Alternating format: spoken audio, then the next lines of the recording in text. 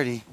Well, I've cold brewed my tea using the BruTrek steel toe coffee press, because you can do cold press coffee too with it, but we're making hard tea with it. And as you know, I put in some tea leaves and let it sit here a few hours, because we're gonna make this, and we're ready to finish it up and try it out.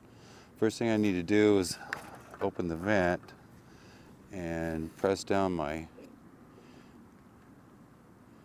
all the tea leaves to the bottom.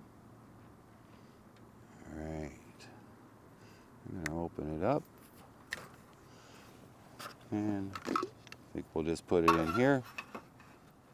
Alright, so this thing holds 20 ounces. Okay, so I got 1 ounce of Everclear.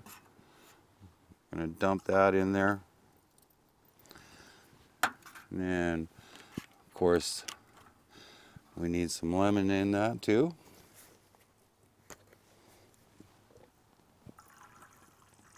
That ought to be plenty.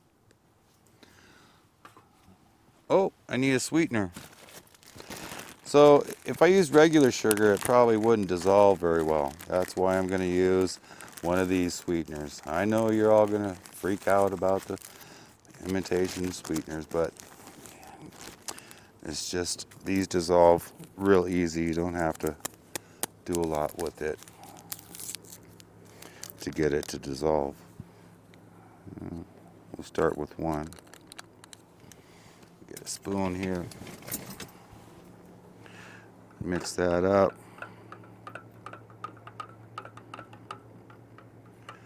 And I have one of these here that we can compare it to.